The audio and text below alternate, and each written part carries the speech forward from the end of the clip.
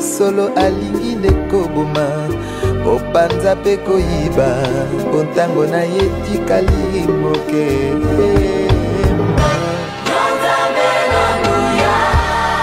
ozalisi ya likolo na se. Comme nous l'avons dit dès le début de ce culte, c'est pour célébrer son nom, l'élever, parce que lui, l'Éternel, notre Dieu, est notre refuge et notre appui.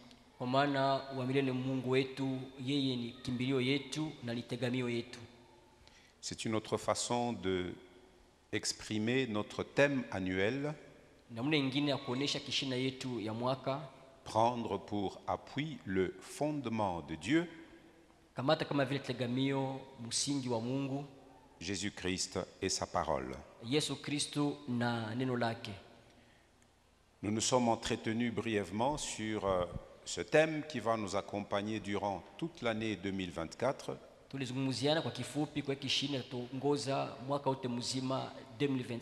Le lundi 1er janvier. Aujourd'hui, nous sommes dimanche le 7 janvier, c'est le premier dimanche de l'année 2024. Et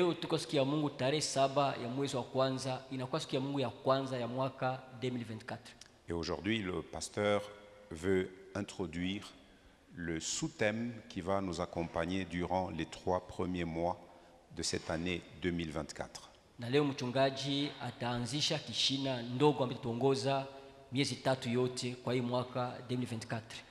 Voici donc la pensée du Seigneur pour toi et pour moi. Au cours de cette année et au cours de ce premier trimestre.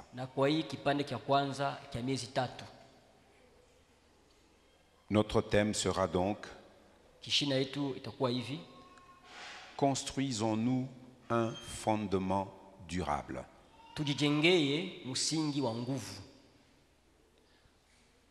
Construisons-nous un fondement durable. Et quand vous aurez écrit le mot durable, mettez entre parenthèses 1 en chiffres romains. Le 1 là, c'est pour dire premier trimestre.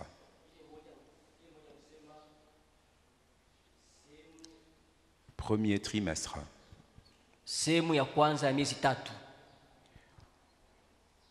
La suite, en étudiant la vérité.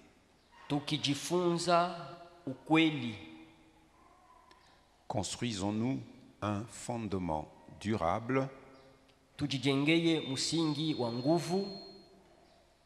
1 en chiffres romains entre parenthèses. Virgule. Les ponctuations en français ont un sens. Une virgule vous invite à marquer une petite pause pour compléter la pensée ensuite. En étudiant la vérité sur 2 points.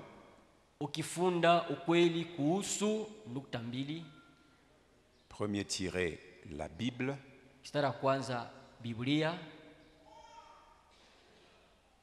Deuxième tiré, Dieu. Troisième tiré, Jésus.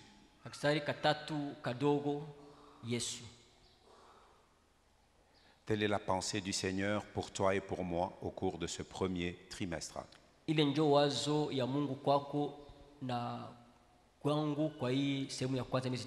Construisons-nous un fondement durable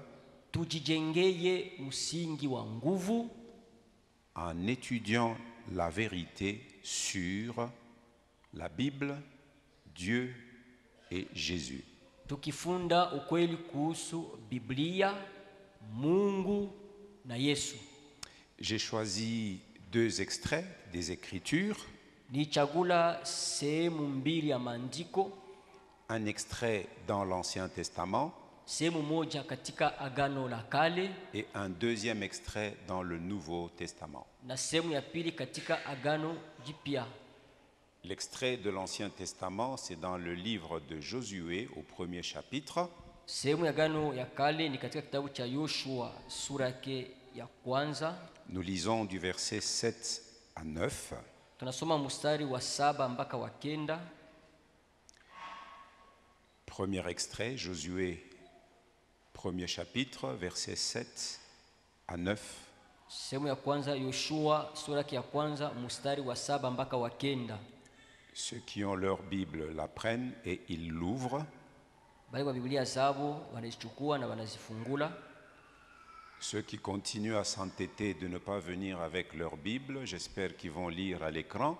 Bali mengana kichwa nguvu apendi kila Biblia zao, nafikiri kwa watasoma katika ubao. Et je vous décourage de continuer à lire les textes à l'église dans vos téléphones. Na mivunja moyo msiendelee kusoma masomo ya Biblia ndani ya matelefoni. Vous ne devriez pas rire quand je vous dis des choses comme ça. Amwezi kusoma nikwambia tu ya hivi. Ça devrait plutôt vous interpeller et vous amener à changer. Ingipasha kumigusa na kumisukuma kubadilika. Nous ne devons pas marcher comme le monde veut nous imposer de marcher. Atutembea vile dunia inapenda kutukazisha kutembea. Nous devons développer une perspective chrétienne de ce monde où nous vivons. Tunapasha kujumlisha wazo ya mbele ya hii dunia tunaishi. Et nous allons d'ailleurs bientôt l'entendre dans le premier texte que nous allons lire. Tesikia kwanza pa sasa msoma kwa tusoma. Josué, premier chapitre, verset 7. Yoshua sura ya kwanza mstari wa 7. Fortifie-toi seulement et aie bon courage en agissant fidèlement selon toute la loi que Moïse, mon serviteur, t'a prescrite. Ne t'en détourne ni à droite ni à gauche, afin de réussir dans ce que tu entreprendras. Verset 8. Que ce livre de la loi ne s'éloigne point de ta bouche. Médite-le jour et nuit pour agir fidèlement selon tout ce qui y est écrit. Car c'est alors que tu auras du succès dans tes entreprises. C'est alors que tu réussiras. Verset 9. Ne t'ai-je pas donné cet ordre? Fortifie-toi et prends courage. Ne t'effraie point et ne t'épouvante point, car l'Éternel ton Dieu est avec toi dans tout ce que tu entreprendras. Alléluia. Amina. Frère Paterne, tu lis le texte en Swahili. Kaa na nguvu na udari sana. Uangalie na kufanya sawasawa na sheria yote ya Musa mtumwa wangu alivyokuandikia. Usiache kwenda wala mkono wa kuume wala mkono wa kushoto. Ubarikiwe pahali popote utakapokwenda. Kitabu hiki cha sheria kisiende mbali na kinywa yako, lakini utawaza ndani yake mchana na usiku. Uangalie na kufanya yote yaliyoandikwa ndani yake. Alafu utafanyikiwa katika njia zako, na baraka na maneno utakayofanya yatakuwa vizuri.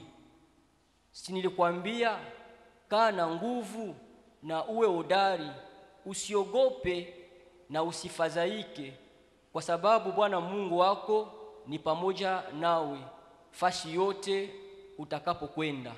Amen. Amen, amen. Amina. Le deuxième texte que nous avons choisi, c'est dans le Nouveau Testament, c'est la deuxième lettre de l'apôtre Paul à Timothée. 2 Timothée, chapitre 3, versets 15 et 16. Timothée wa pili sura ya 3 mstari wa 15 mpaka 16. Nous lisons la parole du Seigneur. Dès ton enfance, tu connais les saintes lettres qui peuvent te rendre sage à salut par la foi en Jésus-Christ. Toute écriture est inspirée de Dieu et utile pour enseigner, pour convaincre, pour corriger, pour instruire dans la justice. Alléluia. Soma na ya kuwa tangu utoto umejua maandiko matakatifu yanayoweza kukupatia akili na upate wokovu kwa imani iliyo katika Kristo Yesu. Kila andiko limepewa kwa kuongoza na Mungu na linafaa kwa mafundisho na kwa kuonya watu juu ya makosa yao na kwa kuwaongoza na kwa mafundisho katika haki. Amina.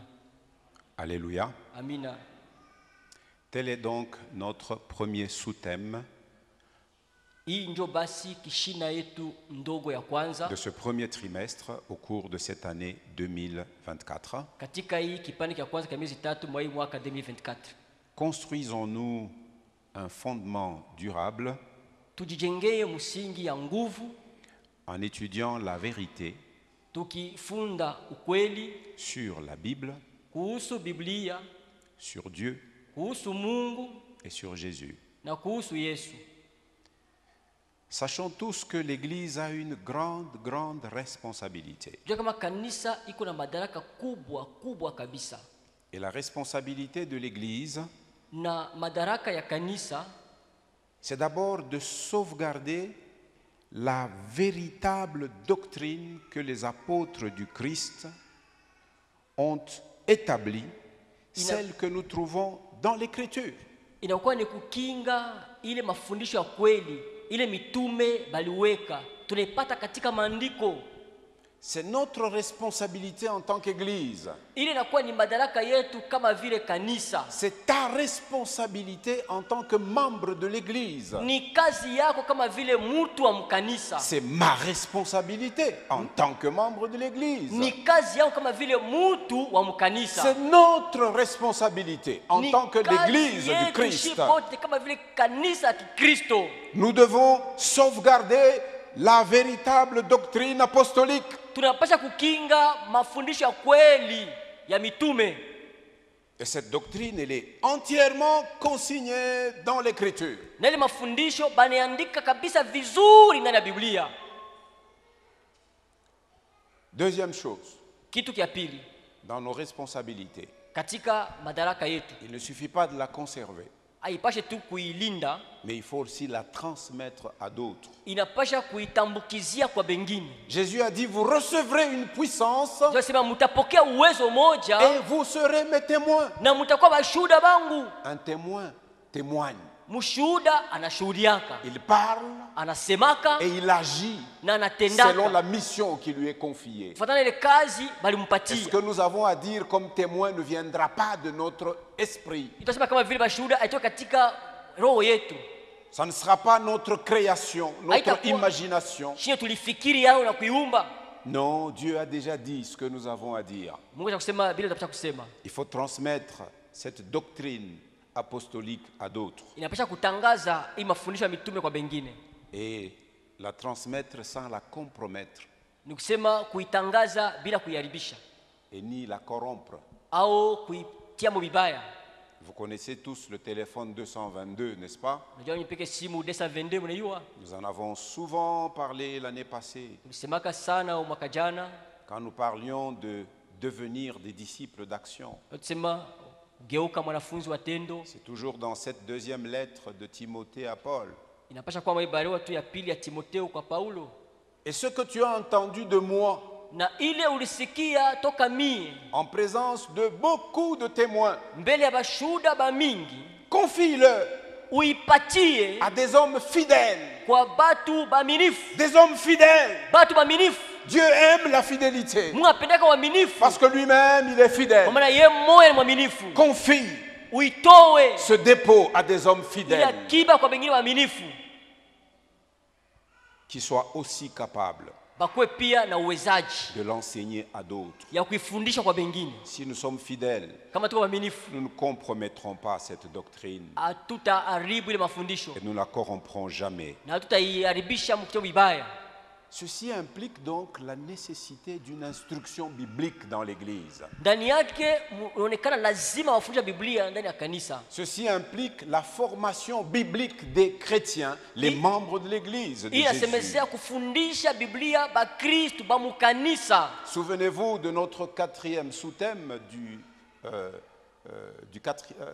quatrième sous-thème de l'année 2023. Kumbukeni kishile tu ndogo ya sehemu ya 4 ya miezi 3 ya mwaka jana. Où nous disions tout disciple accompli sera comme son maître. Tukasema kila mwanafunzi wa kufundisha vizuri atakuwa kama vile mwalimu wake. Nous avions continuellement répété que le mot accompli peut être remplacé par tout disciple bien formé. Tulisemaka ile kutimizwa vizuri baweza kuigombola na mwanafunzi wa kufundishwa vizuri. Et tout disciple entièrement, complètement formé. Na mwanafunzi yeye ulisha kufundishwa kabisa vizuri sana. Il sera comme son maître. Atakuwa kama vile mwalimu wake. Et la Bible elle-même nous donne plusieurs raisons Biblia tupatia masababu za mingi pour justifier cette formation biblique ou théologique. juu ya kufasiria ile mafundisho ya Biblia ama ya kiteolojia. Nous entendons ça et là, les Tunataka gens kuna disent huku. oh la théologie corrompt. Oh, teolojia unaharibu. C'est que vous ne comprenez pas ce que c'est que la théologie. Maana yake amuelewe teolojia ni nini. Je vais vous donner une définition simple et pratique Napatia tu mafasirio moya mwepesi tu de ce qu'est la théologie. ya maana ya teolojia. En fait, la théologie, Unasema teolojia c'est la foi qui cherche à comprendre. inakuwa ni imani ama tafuta kuelewa. Bonacheki, hein? Eh. La foi Imani qui cherche yatafuta à comprendre. kujua.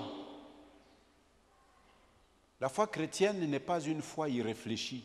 Imani ya Kikristo haina imani ile ambaye aufikirie wewe mwenyewe. La foi chrétienne n'est pas une foi qui est basée sur des émotions.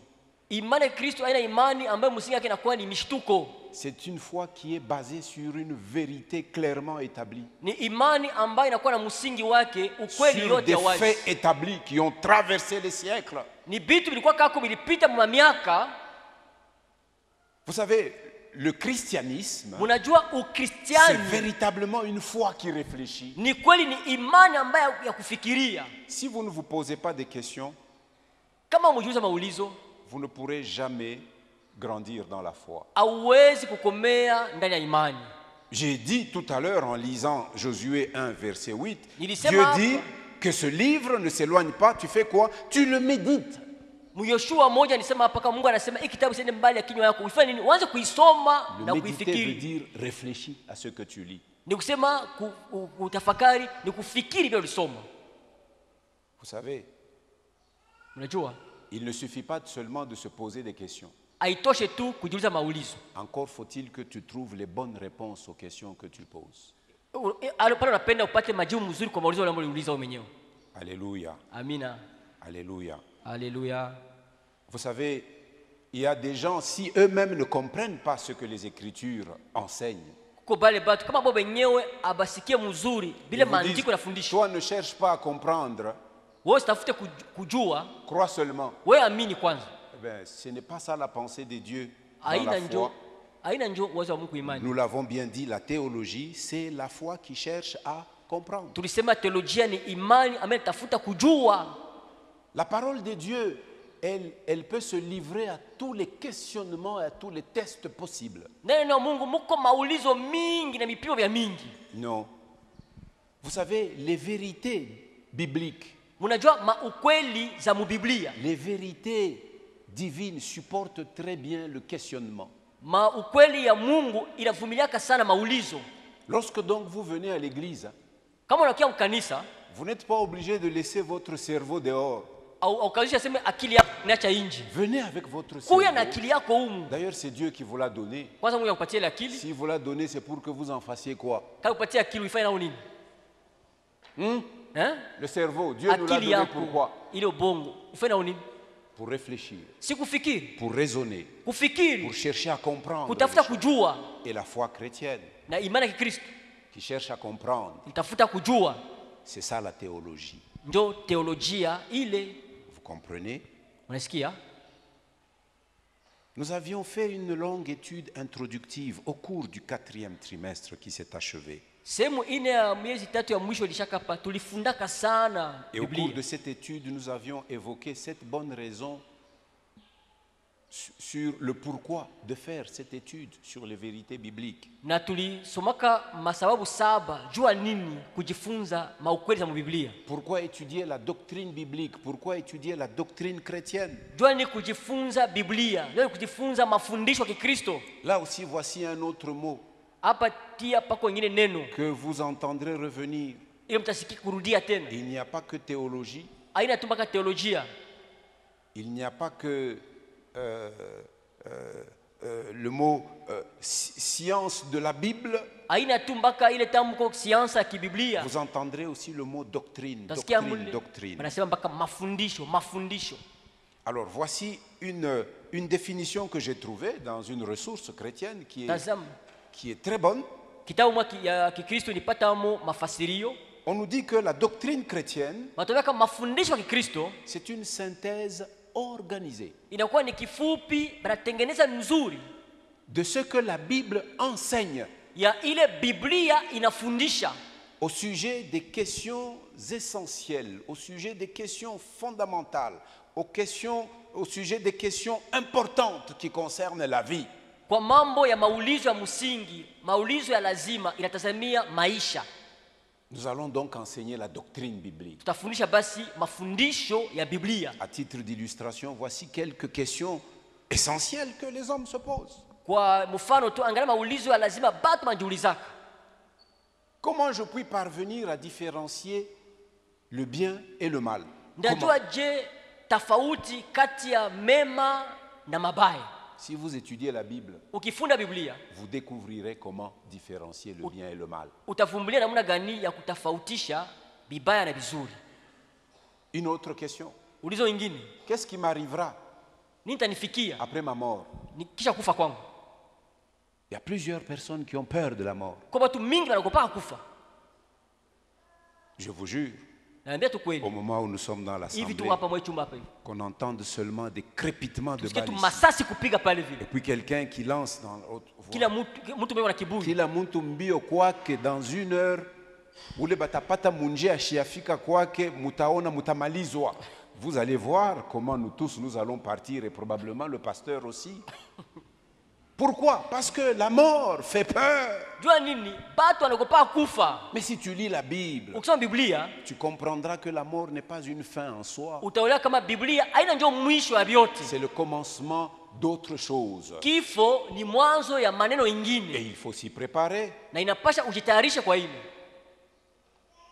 Pourquoi il arrive de mauvaises choses à des braves gens sur la terre? Jua nini kunafanya vitu vibaya kwa batu bashujaa kudunia. Des gens qui font des bonnes choses Batu wafanya vitu et vizuri, des mauvaises choses leur arrivent. vitu vibaya vinawafikia. Pourquoi? Jua nini?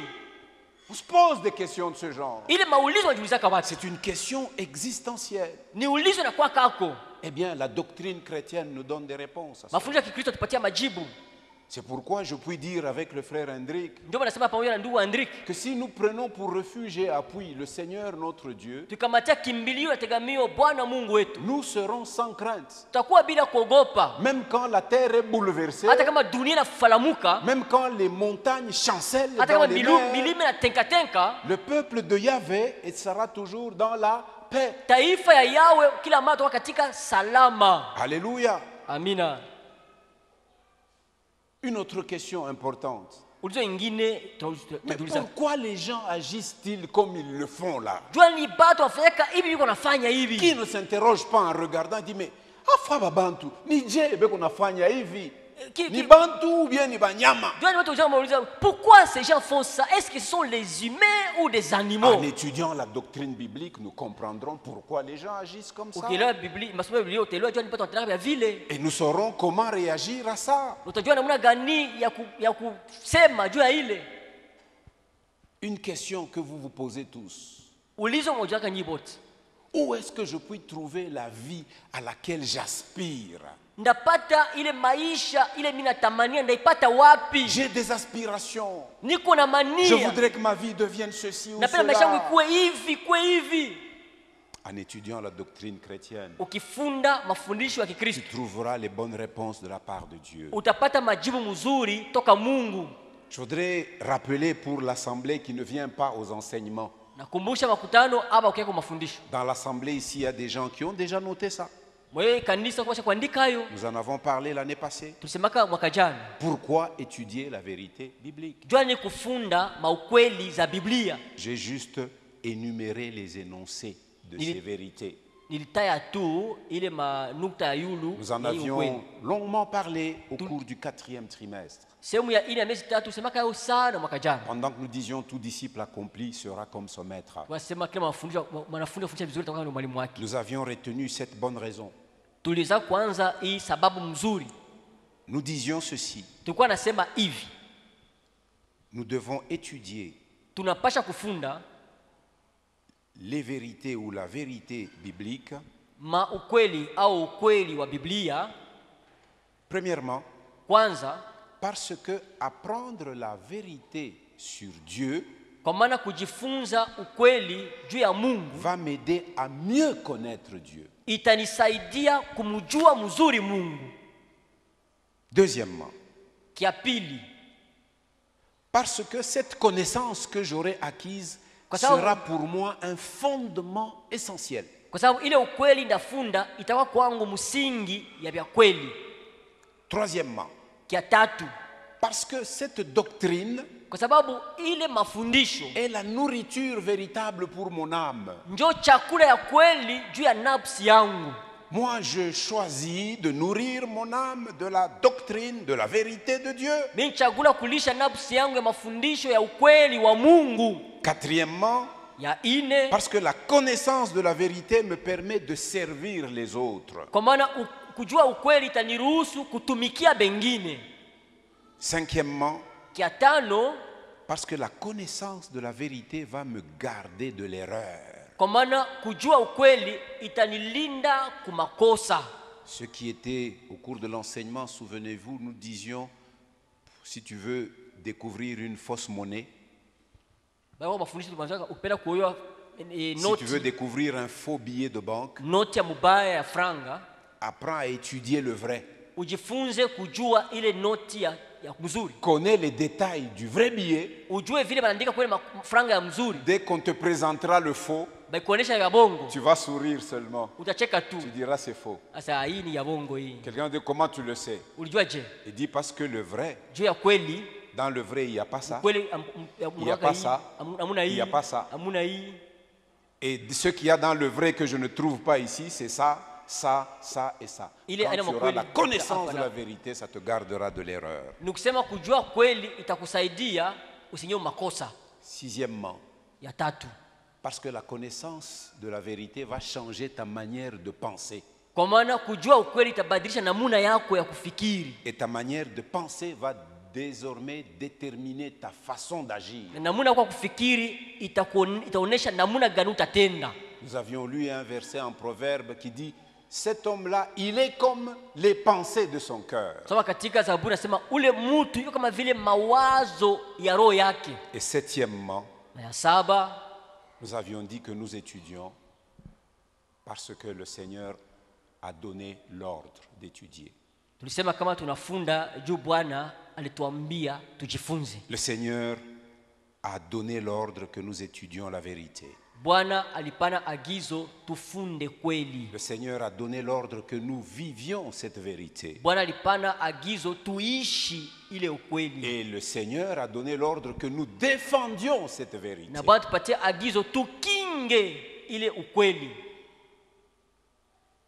Plusieurs au milieu des enfants de Dieu sont incapables de réfuter les sectaires, les gens qui sont dans des sectes religieuses. En disant chunga mitakupeleka kwa mzee ou bien kwa pasteur atakuconvaincre. En disant bon, attendez, je vais t'amener chez l'ancien ou chez le pasteur, il va te convaincre. Mais si cette vérité a a une place en toi, kama ile kweli iko nafasi ndani yako, toi-même tu défendras la vérité. wewe peke utatetea Tu ukweli. n'auras pas le temps d'aller voir l'ancien Hata wakati kwenda kuona mzee ou le pasteur. au mchungaji. Il est vrai que nous tous, nous ne sommes pas invités à enseigner, Ni kweli shibote atualikwe kufundisha. mais chacun est invité à connaître la vérité d'abord pour sa propre vie. Kila mtu alikwa kujua kweli juu ya maisha yake mwenyewe kwanza. Alléluia.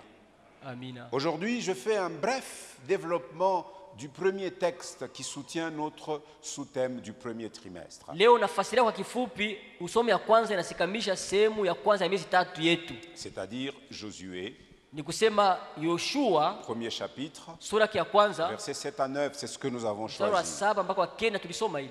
Dieu nous faisant grâce Watufanyia neema, et nous conservant le souffle de vie, akitulindia pumzi ya uzima, nous renouvelant la force, atulia upya nous nguvu. ferons aussi un bref commentaire sur le deuxième texte que nous avons choisi de 2 Timothée 3, 15 à 16, le dimanche prochain. Tafasiria kwa kifupi tena kusoma ya pili ya Timotheo wa pili 3 mstari wa 12 mpaka 13. Alors revenons au premier texte que nous avons lu, Josué, premier chapitre. Turudie kusoma kwa tulisoma Yoshua sura yake ya kwanza.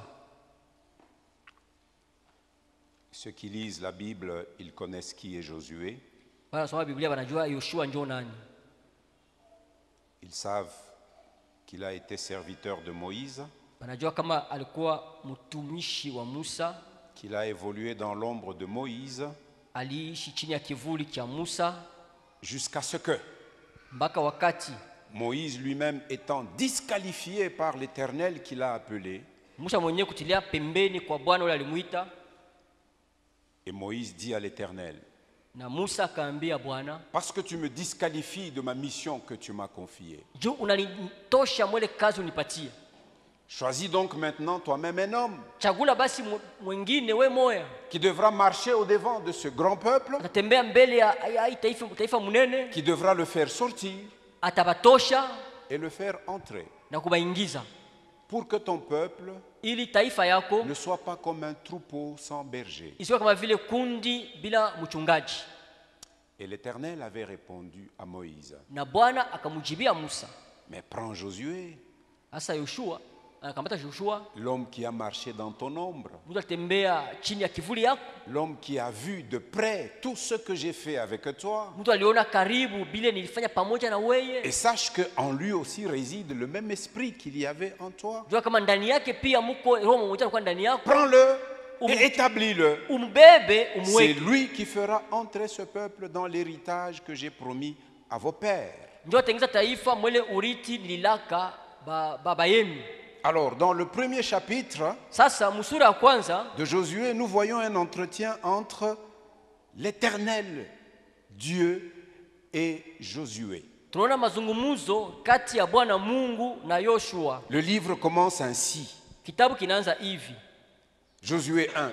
Yoshua, Après la mort de Moïse, serviteur de l'Éternel, kisha kufa kwa Musa mtumwa wa Bwana, l'Éternel dit à Josué, fils de Nun, serviteur de Moïse. Bwana akamwambia Yoshua mwana wa Nuni mtumishi wa Musa. Vous voyez l'ordre qui est établi là. Mwezi baipanga, Moïse, serviteur de l'Éternel, Musa mtumishi wa Bwana, Josué, Yoshua, serviteur de Moïse. mtumishi wa Musa. Qu'est-ce que je comprends?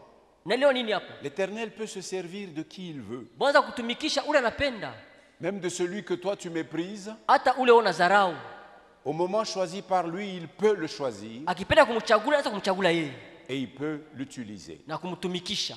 L'Éternel dit à Josué, serviteur de Moïse. Bwana akamwambia Musa mtumishi wa Musa. Bwana akamwambia Yoshua mtumishi wa Musa. Mimi napenda urudililie kumo ili ruwaza sema ni nkosa njoo kile roho alipenda useme. Mtumwa. Mtumwa. Ndio. Esclave Moïse, esclave de l'Éternel, Josué, esclave de Musa Moïse. mtumwa wa Bwana, Yoshua mtumwa wa Musa. Verset 2. Sura pili. Moïse, mon serviteur, est mort. Musa mtumwa wangu amekufa. Maintenant, Sasa lève-toi, shimama, passe ce Jourdain, tambuka Yordani, toi et tout ce peuple, weye na watu wote hawa pour entrer dans le pays que je donne aux enfants d'Israël. muingie mu inchi ninawapa wana wa Israeli. Verset 3. Mstari wa 3.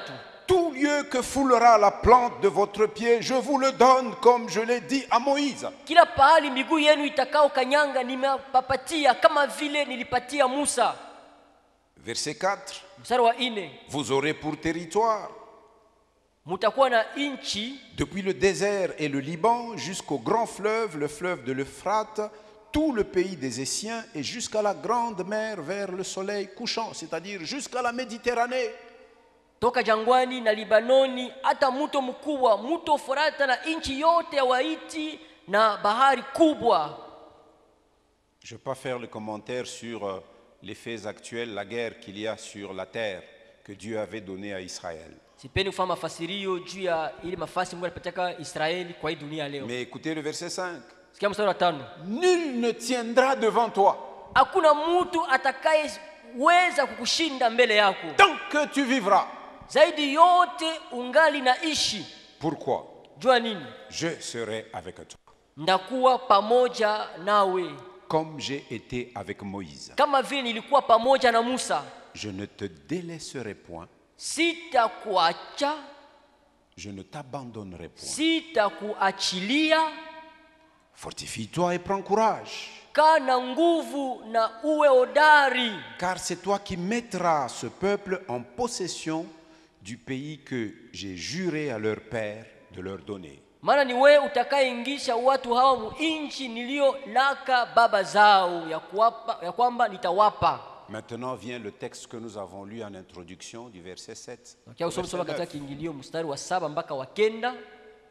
N'est-ce pas que nous comprenons nous tous le contexte dans lequel ces paroles ont été prononcées de la bouche de l'Éternel et adressées à Josué? Est-ce que nous sommes ensemble? Est-ce que nous sommes ensemble? Gloire au Seigneur. Alléluia. Verset 7. Il faut se fortifier inapasha kujipa nguvu et avoir du courage. Na kuwa na uhodari. Pas seulement pour conquérir une terre de promesse, aina tu kubeba ile inchi ya malako, mais aussi pour étudier la vérité. Lakini pia kufunda kweli. Il faut se fortifier. Inapasha kujipatia nguvu. Et il faut être courageux. Na inapasha kuwa uhodari. Il faut bannir la paresse. Tosha buvivu. Parce que la chair elle est faible. Je vous jure que pendant que vous êtes en train d'entendre ces choses ce matin, votre esprit est disposé. Mais vous avez une nature qui est caractérisée par la faiblesse. C'est pourquoi le Seigneur dit, fortifie-toi et prends courage. Alléluia. Alléluia. Et il lui dit, tu dois agir fidèlement selon toute la loi. Si tu as des actions à poser, tu ne les poseras pas en dehors de la loi. Et donc il lui disait que pour pouvoir prendre possession de la terre promise, Josué et les Israélites ont dû s'engager. Vous entendez, il faut s'engager à obéir à la parole écrite de Dieu. Que ce livre, un livre renferme pas seulement des images, mais aussi surtout beaucoup des écrits. La parole de Dieu consignée dans le livre, c'est-à-dire les Écritures, devait être leur autorité principale. Par opposition à toutes les idées, les traditions ou les religions humaines. Et ce principe est applicable non seulement aux croyants de l'Ancien Testament, il demeure et il s'applique à nous, les croyants du Nouveau Testament. Alléluia. Il lui dit, ne t'en détourne pas, ne pas s'en détourner, ni à droite, ni à gauche. Anasema usitoke ndani au kushoto au kuume. C'était là le gage du succès. Il C'était est- là le gage de la réussite. Ne pas s'en détourner. Injo ilikuwa hakikisho ya kuweza usitoke ndani. Quand vous lisez le livre de la Genèse, Ukisoma kitabu cha Mwanzo, l'Éternel Dieu a fait des hommes droits. Bwana alifanya batu bakunyoroka, Mais eux, lakini hao au lieu de rester dans la droiture hao de bakia katika Dieu, kunyoroka, ils cherchent toutes sortes de détours. banatafuta tumakatilishe twa kwa chana chana. Le succès est dans la règle de Dieu. Kuweza katika kanuni ya Mungu. Alléluia. Amina. Alléluia. Haleluya. Verset 8. Mstari wa 8. C'est ce verset qui est souvent cité. Hii kitabu ndio nasema kila wakati. Damien, tu Damien. le connais par cœur, n'est-ce pas? Unajua? C'est le verset qu'il écrit Ndio hein, andika au manuscrit dans toutes les Bibles que nous remettons aux couples que nous marions et que nous bénissons à l'église. ndio mistari andika Biblia tutapatia bali wanafanya ndoa. Souvent nous leur disons, vos familles vont vous donner des cadeaux. Tuambia mara mingi majamaa tutapatia mazawadi. Mais nous, l'église, Shie kanisa nous vous donnons le cadeau des cadeaux. tutapatia zawadi ya mazawadi. Un exemplaire de la parole écrite de Dieu. Mfano wa neno liliandikwa ya Mungu. Que ce livre de la loi. Kitabu hiki cha sheria. Cette expression, ce livre de la loi, Itamko kitabu cha sheria. se réfère aux 5 premiers livres de la Bible Inasema vitabu 5 vya kwanza vya Biblia qui rapportent les paroles, amba ndani yake muko maneno, les commandements maamri et les révélations na maufunuo que l'Éternel Dieu a donné à Israël par Moïse. ile Bwana Mungu alipatia Israeli kupitia Musa. Écoutez ce que Moïse disait aux Israélites parvenus au bout de la traversée du désert dans les plaines de Moab avant de traverser le Jourdain et d'entrer dans la terre promise. Sikia vile Musa alikuwa anambia Waisraeli wakati walifika kule kumwisho ya jangwa mbele ya kutambuka Yordani kwenda muinchi ya Malaku. Et c'est tout ce qui est raconté dans le livre de Deutéronome. Hiyo katika kitabu cha Kumbukumbu la Torati. Mais au Deutéronome chapitre 31. Kumbukumbu la Torati sura ya 31. Au-dessus du verset 9 dans ma Bible, il y a un sous-titre. Yule kumsara wa kenda Biblia mko kishina ndogo. Ordre de lire la loi tous les 7 ans. Nisema agizo kusoma sheria kila miaka 7. Ordre de lire la loi tous les 7 ans. Ile agizo kusoma sheria kila miaka 7. Lisons cet extrait de 9 à 13. Some hii mstari kenda mpaka 13. Je le lis seulement en français pour aller vite. Ndio. Moïse écrivit cette loi. Nous sommes dans Deutéronome 31, versets 9 à 13. Moïse écrivit cette loi et il l'a remis au sacrificateur, fils de Lévi, qui portait l'arche de l'alliance de l'Éternel, et à tous les anciens d'Israël. Moïse leur donna cet ordre. Tous les 7 ans, à l'époque de l'année du relâche, à la fête des tabernacles, quand tout Israël viendra se présenter devant l'Éternel, ton Dieu, dans le lieu qu'il choisira, tu liras cette loi devant tout Israël en leur présence. Tu rassembleras le peuple, les hommes, les femmes, les enfants et l'étranger qui sera dans tes portes, afin qu'ils t'entendent et afin qu'ils apprennent à craindre l'Éternel, votre Dieu, à observer et à mettre en pratique toutes les paroles de cette loi. Et leurs enfants, qui ne la connaîtront pas, l'entendront. Et ils apprendront à craindre l'Éternel, votre Dieu, tout le temps que vous vivrez dans le pays dont vous prendrez possession après avoir passé le Jourdain. Alléluia. Je saute dans le même chapitre 31, je lis versets 24 à 26. Lorsque Moïse eut complètement achevé d'écrire dans un livre les paroles de cette loi, vous entendez, Moïse avait pris la peine de mettre par écrit les paroles de la loi de l'Éternel. Il donna cet ordre aux Lévites qui portaient l'arche de l'alliance de l'Éternel. Prenez ce livre de la loi et mettez-le à côté de l'arche de l'alliance de l'Éternel votre Dieu. Et il sera là, témoin contre toi. Telles étaient les paroles que Moïse avait adressées aux Israélites au désert.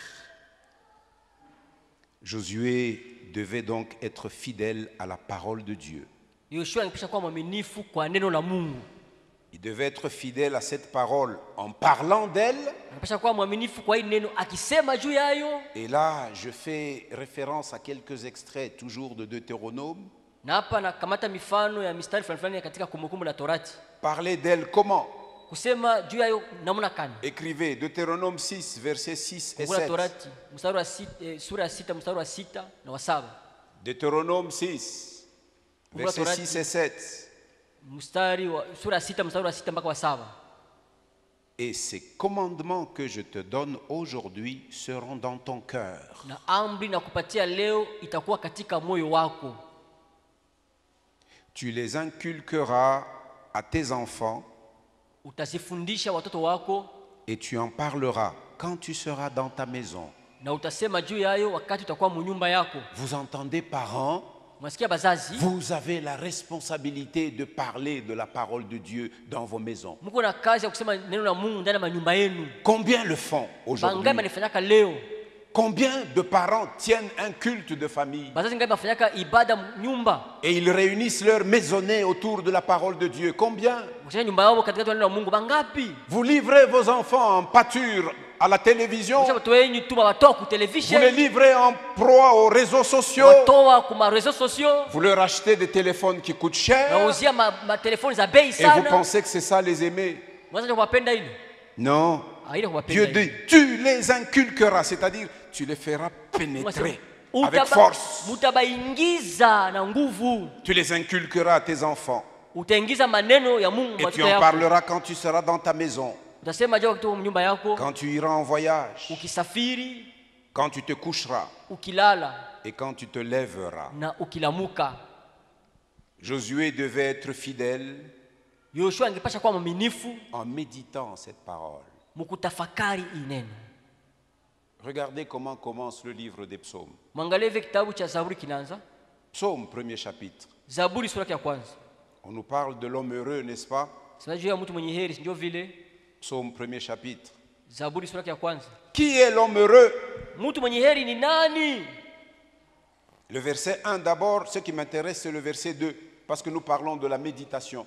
Mstari wa pili ndio afutanganisha mtu kwa sababu ya kutafakari. Heureux l'homme qui ne marche pas selon le conseil des méchants, Heri mtu asiyekwenda katika shauri la waovu, qui ne s'arrête pas sur la voie des pécheurs wala kusimama katika njia ya wenye et dhambi, qui ne s'assied pas en compagnie des moqueurs. wala kukaa katikati ya wenye kudharau. Tu seras heureux Utakuwa mwenye heri quand tu ne feras pas route commune avec les méchants, kama autembee pamoja na waovu, quand tu ne t'arrêteras pas en chemin pour écouter ce que les moqueurs de ce siècle disent. kama ushawe munjia kusikia bali kuchekelea bai masiku wa kudharau wanasema Ce sont des pécheurs. ni batenda zambi. Et ne t'assieds pas en compagnie des moqueurs. Usikale katikati ya batu wa Verset kudharau. 2. Mstari wa pili, Mais qui trouve son plaisir dans la loi de l'Éternel lakini furaha yake ni katika sheria ya Bwana, et qui la médite jour et nuit. akiwaza mchana na usiku. Si tu as de l'insomnie, Kama unakosa ne usingizi, viens pas à l'hôpital pour que je te prescrive des somnifères. hapaki kwa hospitali kupatie madawa ya kulalisha. Dieu veut t'appeler à son rendez-vous. Mungu anakuita katika mapatano yake. Prends la Bible, Kamata Biblia, mets-toi à la lire anza kuisoma et à la méditer. na Je vais dire kuiwaza. un mot sur la méditation, mais je termine d'abord ce à quoi Josué devait être fidèle. Nasemeza neno moja ya kuwaza neno, lakini nasema vile Yoshua Toujours dans les psaumes, le psaume 119. mpaka Zaburi 119. Le psaume 119, c'est le chapitre le plus long de la Bible Zaburi 119 ndio sura ya mrefu et c'est l'hymne à la parole de Dieu. na hii ni neno la Mungu. Le premier verset dit ceci: Mstari kwanza nasema hivi: Heureux ceux qui sont intègres dans leur voie, eri wanaokuwa wakamilifu katika njia zao, qui marchent selon la loi de l'Éternel. matembea kufuatana na sheria ya Bwana. Maintenant, je vais au verset 97 que j'ai épinglé. 97 ndaenda kule 97. 97. Combien j'aime ta loi. Napenda sana sheria yako. Elle est tout le jour l'objet de ma méditation. Ni mawazo yangu mchana kutwa. On devrait nous voir même pendant la journée quand nous passons, il n'y a personne autour de nous, on voit nos lèvres en train de bouger. C'est-à-dire nous ruminons la parole. Ce que j'avais déjà avalé, je remets dans la bouche, je rumine. En fait, méditer, c'est ruminer la parole. Tout le jour. Josué devait être aussi fidèle en lui obéissant entièrement. Regardez Isaïe chapitre 7 verset 10. Sur l'obéissance.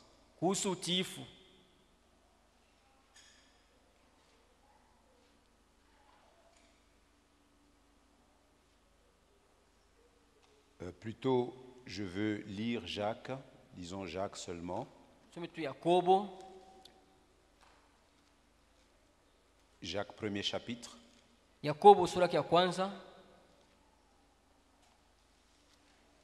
Versets 22 à 25.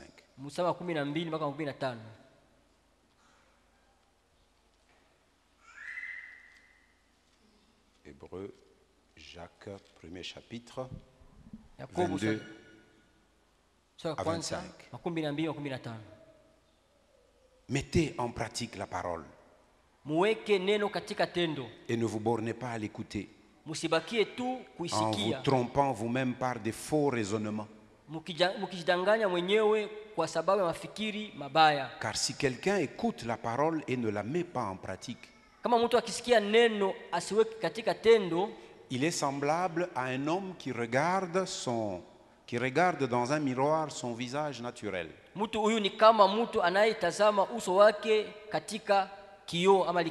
Chère maman, je vous vois resplendissante ce matin.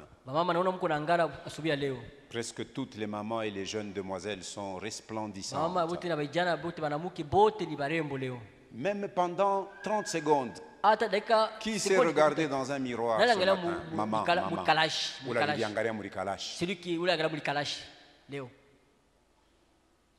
Est-ce que kuku mama moi je kudiangalia murikalashi? Ata bale ba 75 ans. Wanaliangaliaka paka murikalashi. Toutes. Mais maintenant on nous dit que celui qui lit cette parole et qui l'écoute et qui ne la met pas en pratique, on le compare à cette personne qui a regardé dans un miroir son visage naturel. Et puis, en quittant le miroir, aussitôt cette personne oublie comment elle s'est vue. C'est l'image biblique. Et qui, après s'être regardé, s'en va et oublie aussitôt.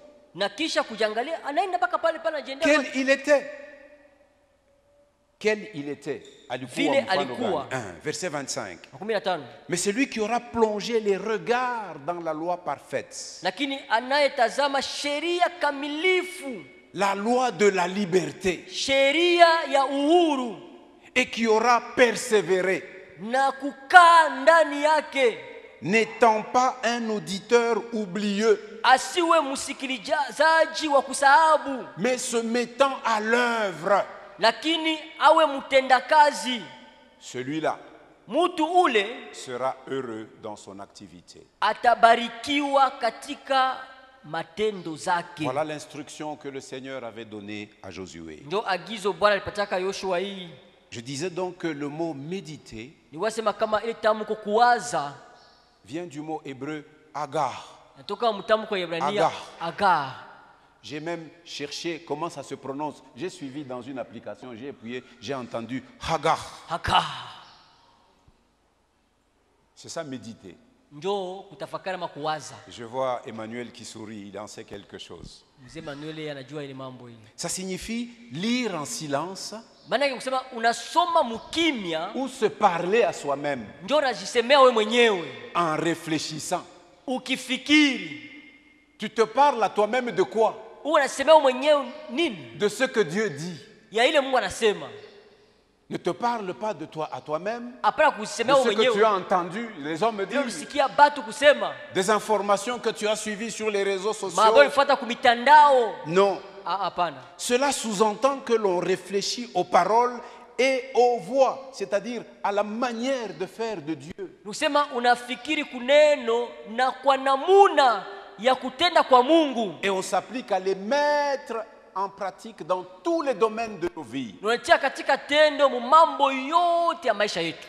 J'ai lu avec vous le psaume 1, Nisoma na mwe Zaburi moja, verset 2.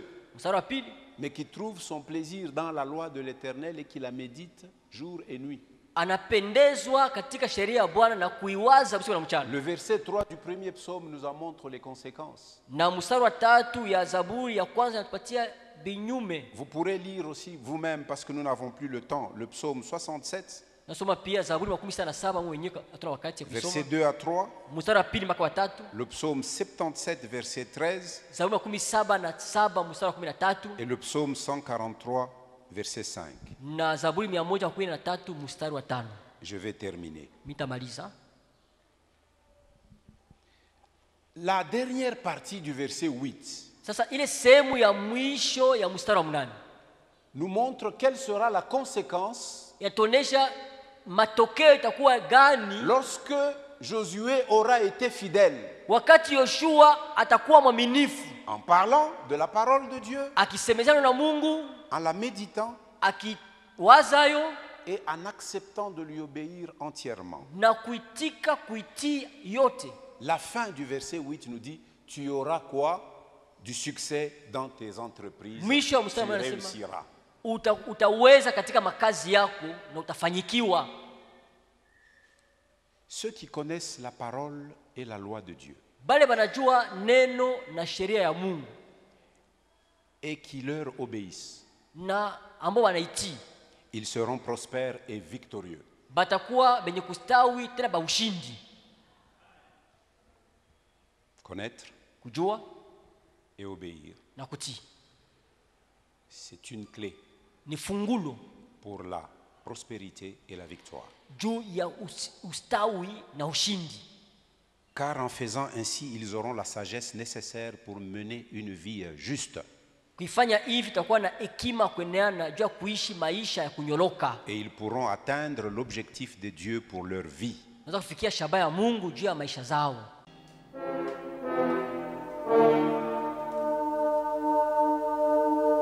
Saint, Saint, Saint est l'Éternel. La terre et les cieux sont remplis de sa gloire. Saint, Saint, Saint est l'Éternel. La terre et les cieux sont remplis de sa gloire. Saint, Saint, Saint est l'Éternel. La terre et les cieux sont remplis de sa gloire. Alléluia!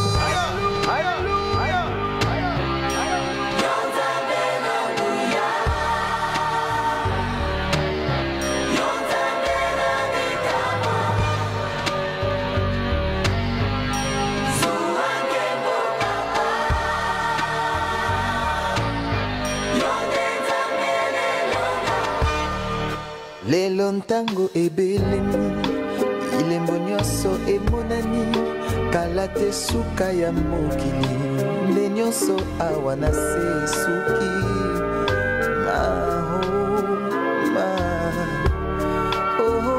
yawe papa Mungu natondi na nkanda lokola ntambo akongoloma solo alingi nde koboma opanza mpe koyiba ntango na ye tikali moke.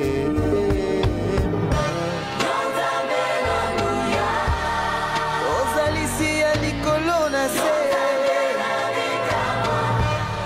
mokili esimami na maboko na yo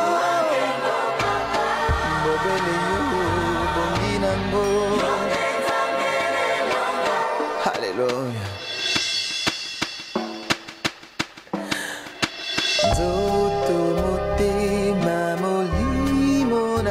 Nzambe na bonzeli onkolo nguya na yo eto